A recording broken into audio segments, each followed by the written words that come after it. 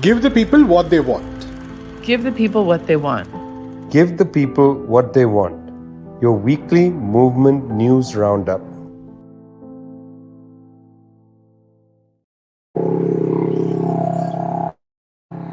Well, welcome to Give the People What They Want, brought to you from People's Dispatch. Today it's just Zoe. Prashad is on a flight.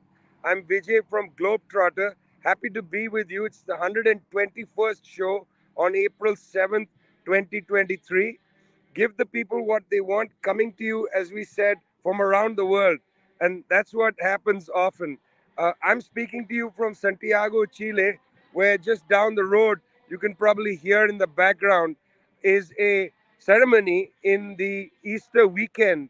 But of course, since this is the 50th anniversary of the coup d'etat against the Popular Unity government of Salvador Allende, even Easter is, in a sense, suborned to a discussion about the atrocities committed by the US backed coup led by General Augusto Pinochet. Here, there is a, as it were, march along the stations of the cross to Via Grimaldi, which was a torture center of the Pinochet coup regime.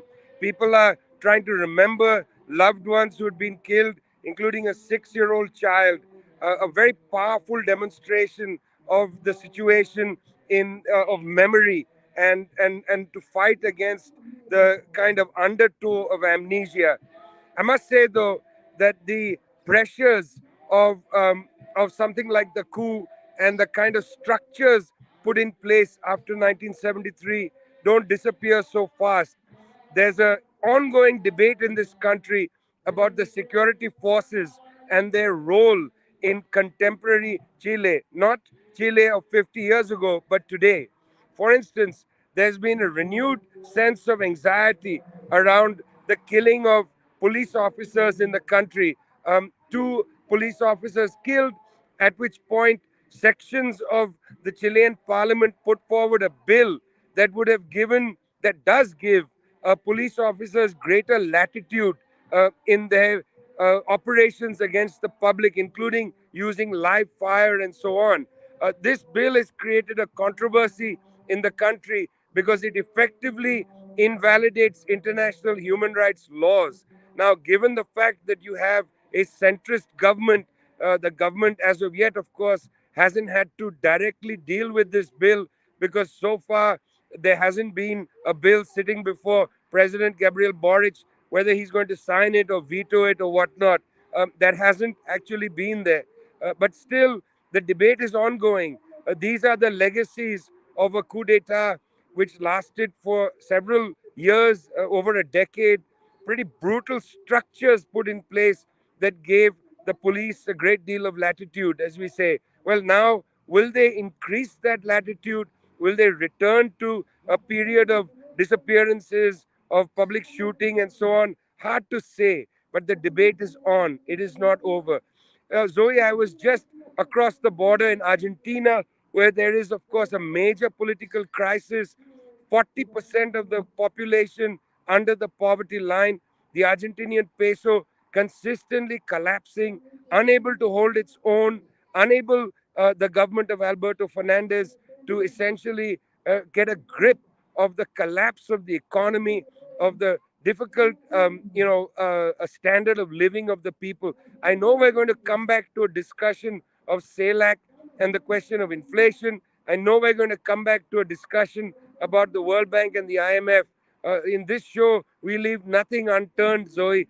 And even if I'm standing in a parking lot while people are singing songs to the disappeared not far away, we're with our viewers on Give the People What They Want. We're going to turn now because you, of course, had an excellent visit to Mexico.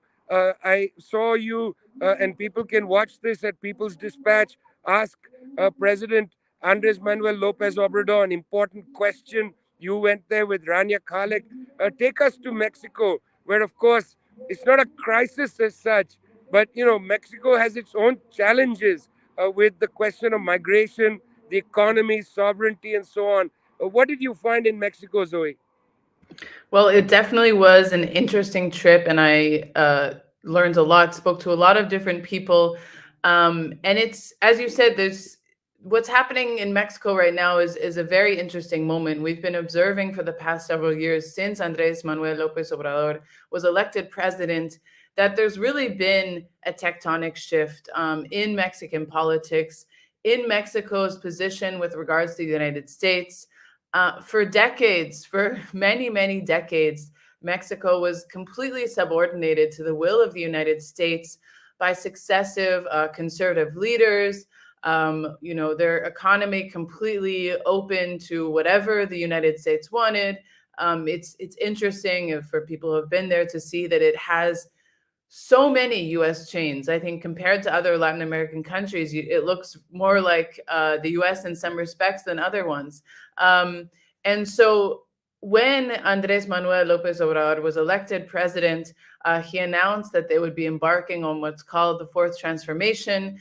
This is the fourth and peaceful transformation of Mexico, to make the economy work for the people, to make sure that things like healthcare, like education, are not privileges but rights, to reject neoliberalism. And so over the past 4 years, now 5 years, Mexico has been embarking on this, of course, with many challenges, with many areas where it hasn't exactly gone according to plan. But as we reported a couple of weeks ago, for example, on the issue of energy sovereignty, this has been extremely successful. And also one of the pillars and one of the cornerstones of the fourth transformation is, of course, attacking the issue of corruption and the issue of drug cartels.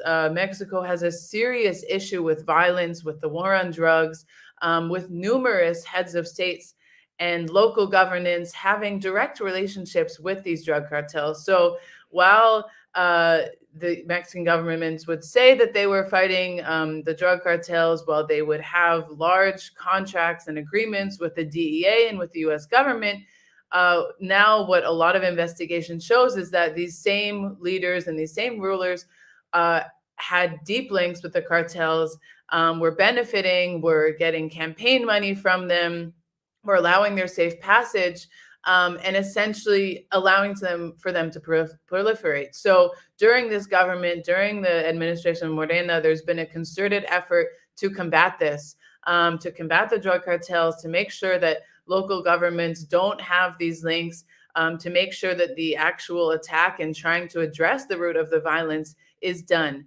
And so that brings us to kind of the current day, where right now there has been sort of a back and forth between conservative U.S. senators such as Lindsey Graham. He's been kind of leading the charge on this, and the head of state in Mexico, Andrés Manuel. Lindsey Graham has essentially started making very provocative statements, saying that Mexico wasn't doing enough to attack the cartels, that the fact that fentanyl exists in the United States, which is one of the major killers of people in the United States, when it gets laced with heroin, it can be extremely deadly. And of course, we know there's a very, very big opioid crisis of addiction in the United States, and fentanyl is one of the reasons why people are dying.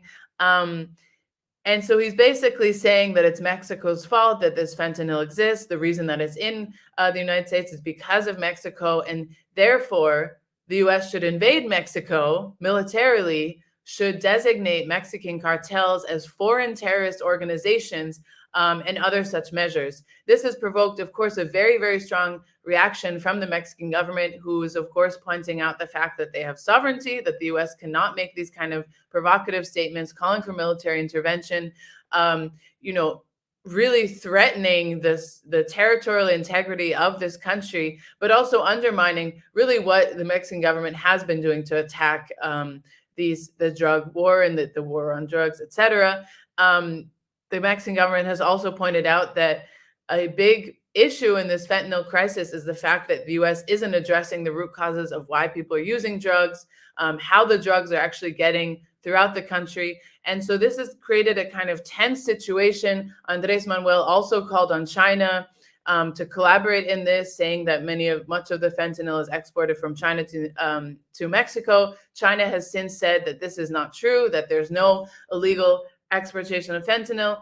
All that to say that it's become more and more a tense situation. It doesn't seem really possible that Lindsey Graham will actually follow through on his threats, even though there is a bill in Congress. But it's definitely a situation to watch when Mexico stands up for its sovereignty, some of the people in its neighbors do not like this. It's interesting what Lindsey Graham said about, designating the drug cartels as terrorist organizations and so on.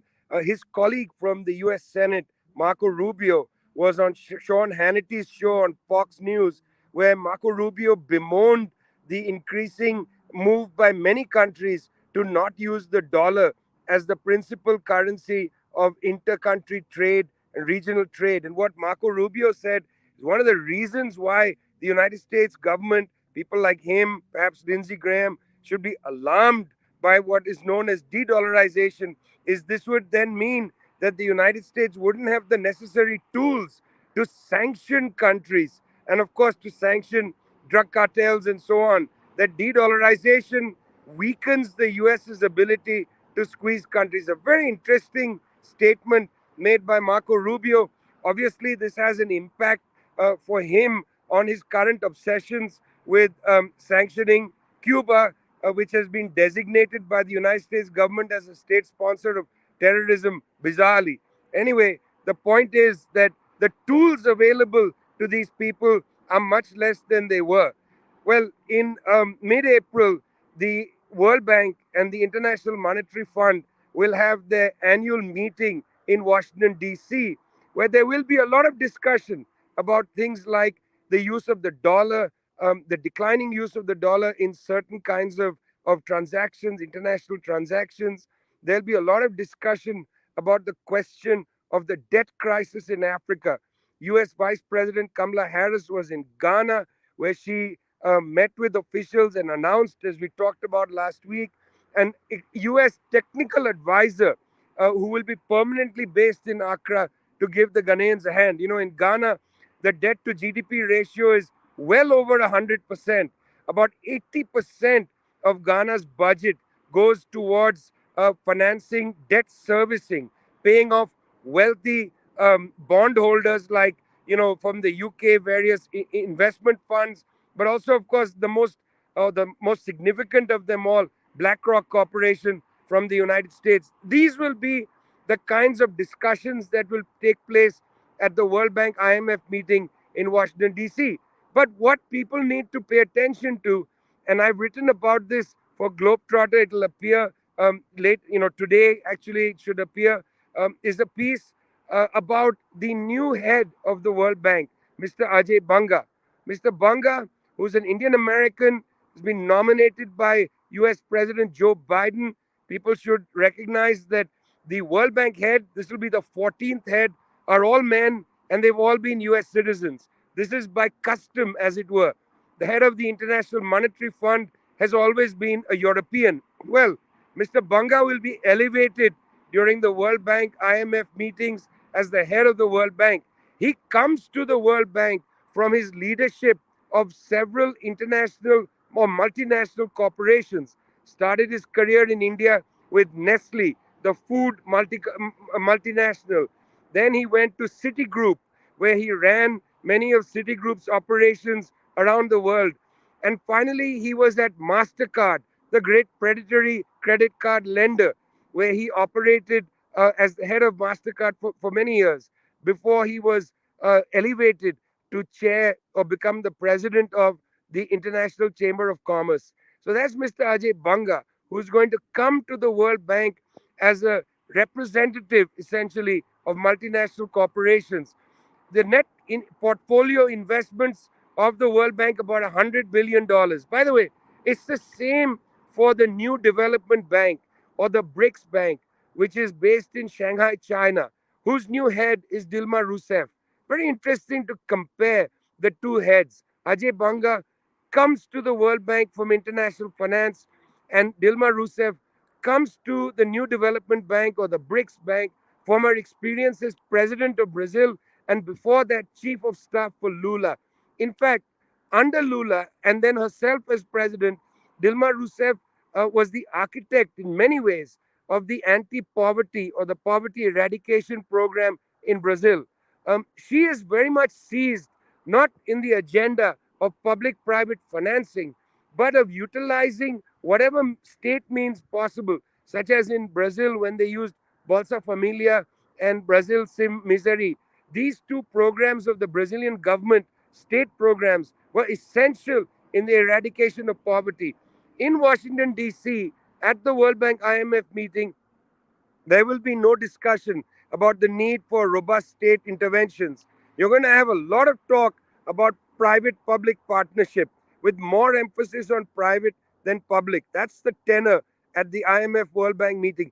Very different tenor at the New Development Bank, where Dilma Rousseff is now in charge, where they are going to establish the importance of state intervention, establish the importance of the integrity of governments over their tax apparatus, external funding, and so on. So please keep an eye on what's going on at the World Bank IMF meetings.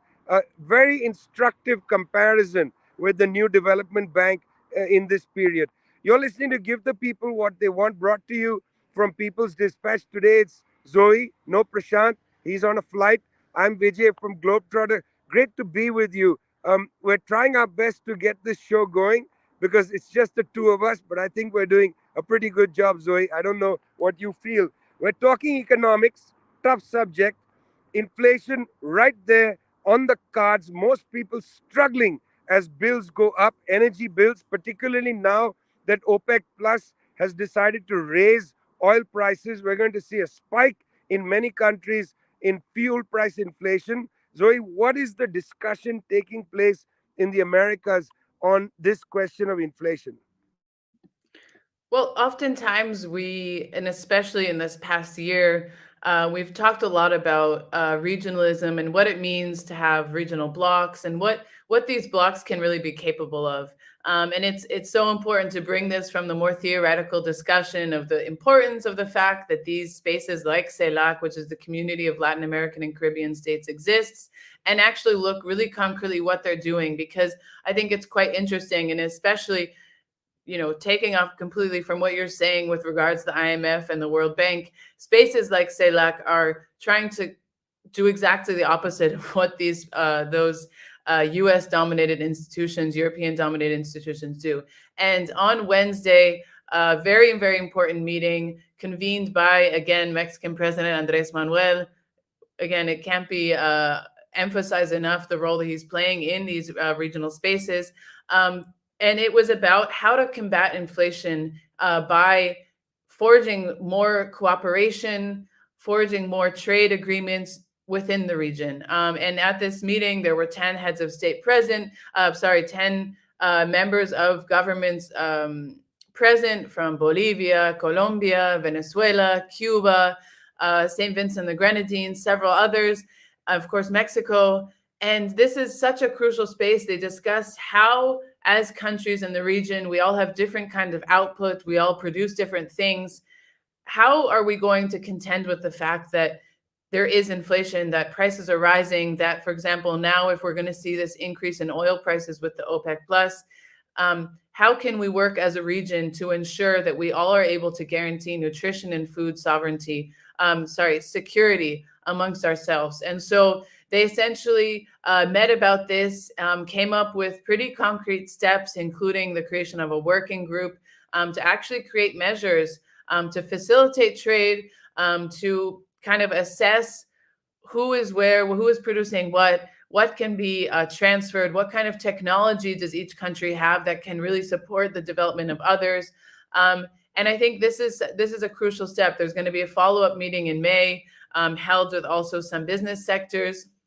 But for those of you who haven't read it yet, I really encourage people to check out the Tricontinental Dossier on challenging U.S. multilateralism, on building regionalism, because precisely it's these regional structures that have to be strengthened in order to really challenge U.S. dominance and U.S. hegemony. The fact that this meeting could take place where Venezuela and Cuba and Colombia could be in the same room and actually discussing not their political orientation, not their position on certain political issues, but actually how can we work together to better the lives of our people? How can we work together to face these issues that we're all facing, regardless of what the U.S. thinks about this? I think it's so important to underline and highlight steps like this and really see where they can go and see how this can provide an example for other regions, and see what the possibility of this kind of cooperation can give. So I think saluting this and seeing it as a very necessary step forward. Hunger, as we've talked about so much on this show, is the primary issue facing humanity. It's not because there's a lack of food; it's because there's a lack of interest to actually, socialize this amongst the people. So the fact that these presidents, these heads of state, these foreign ministers are able to get together and say, how can we, as countries in the region, face this is very crucial. So hopefully we'll be seeing some developments on this in the coming month and weeks. It's an important issue. If people go to the People's Dispatch website, there is a document on hunger reported by websites from around the world, from Brazil de Fato in Brazil, from NewsClick in India, and so on. An excellent text on the gravity of hunger. We've already talked, Zoe, about Ghana a lot. Right now, the Ghana Ministry of Statistics is showing that inflation is about 50%. There needs to be a serious discussion in various forums about the importance of an emergency package to counteract inflation. Counter-inflationary measures simply not on the agenda. Just to repeat once again, it's not on the agenda of the World Bank and the IMF. They're not putting on the table counter-inflationary measures. We're just not seeing that kind of serious discussion. When we talk about inflation, you think about a country like India. Very difficult in India to even know what the inflation numbers are. Firstly, it's a very large country. Secondly, there's great regional disparities. And thirdly, it seems like over the last 10 years or so, a statistical measurement has really deteriorated in the country. It's hard to have a good number of what the inflation rate is. Well, if we don't have a good number, we can at least go out there on the street and talk to farmers, talk to workers, and so on. Ask them, what is the impact of the price of, say, onions or tomatoes? In India, for instance, the best way to measure inflation is not to measure, a basket of goods that includes electricity and so on. The best way is to look at the prices of onions and tomatoes. Basic, not a staple because it's not a grain, but it's a basic element in the everyday food of people. And when tomato and onion prices go up, you know that it's a catastrophic situation for people. Well, just recently, on April 5th, massive protest in Delhi, a Mazdoor Kisan rally, workers, peasants rally. What is this rally about? It's a rally that is demanding, in a sense, an emergency package against inflation. It's also a rally that wants to put on the table the fact that the exact needs of workers, exact needs of the peasantry, not part of the national discussion in India. It's not something unique in India to have massive farmer protests. We saw this in Maharashtra about 6-7 years ago. There was a long Kisan march that went all the way into the capital city of Maharashtra, into Mumbai, the financial capital of India. Then we saw major farmer protests in the states of Rajasthan, in the states of Madhya Pradesh, just in the central region of India. And finally, for almost 2 years, farmers stood in protest all across India, but specifically in the border regions around the capital city of Delhi. This farmer protest again went on for months on end. Farmers there were protesting against 3 bills pushed through parliament undemocratically, became acts.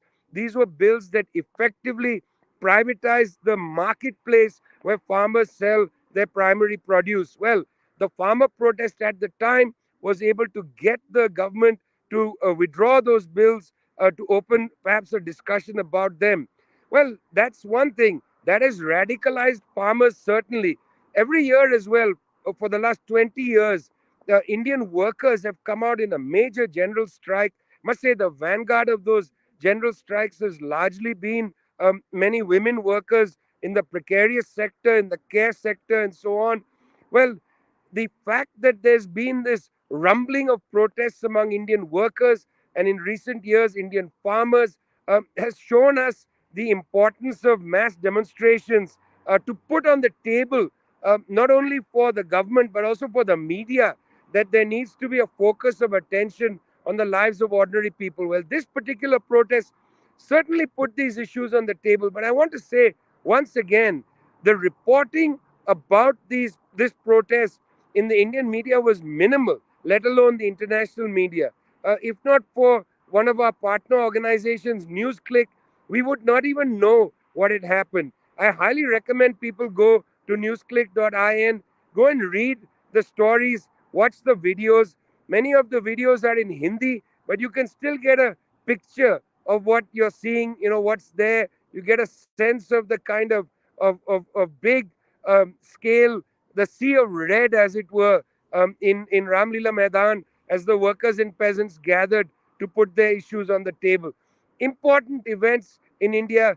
The way you push back, I suppose, and get your stuff covered in the media is either through money power or it's through people power. In this case, the farmers and the workers of India have got us to talk about them, Zoe, because of people power, not money power. Not that anybody gets us to talk about them by money power. Not even the coup regime in Peru. Well, we keep talking about Peru. What else is there to say? Yeah, I'm sure they wouldn't uh, enjoy the amount that we're talking about them. But essentially, this week, we've been following, of course, the ongoing coup situation in Peru, the coup against Pedro Castillo on December 7th, 2022. Since then, Dina Boluarte has been leading as the de facto president of the country. She quickly pivoted. So remember, she was part of Peru Libre. She was, from the same party as Pedro Castillo. Quickly flipped and made very crucial for her alliances with the right-wing sectors in parliament, which, as we know, the Congress in Peru is dominated by right-wing parties. They have a 90% disapproval rating because of their, countless corruption allegations, countless kind of miscarriages of justice with regards to the people's needs and demands. And it's this same Congress that essentially, in this right-wing dominated sectors of the Congress, that just saved Dina Boluarte from an impeachment motion. Left-wing Congress members, who are, of course, in the minority in this Congress, presented in a motion to impeach her from permanent moral incapacity, largely due to the brutal repression of protesters in Peru over the past several months. As we know, the estimate is around 50 to 70 people. The numbers vary based on the organization that's reporting it, but the Congress recognizes that at least 50 people have been killed by state repression during these last several months of protests, where they have been out on the streets demanding that Dina Boluarte resign, that the Congress, this right-wing Congress that is 90% disapproval rating amongst the Peruvian people, that the Congress be dissolved, that new elections be held, and that a constituent assembly be held. Dina Boluarte not only has stigmatized protesters, called them vandals, alluded to them carrying out terrorist activities, but she has essentially called for the brutal repression of these protests. As I said, 50 people confirmed to be killed in these protests.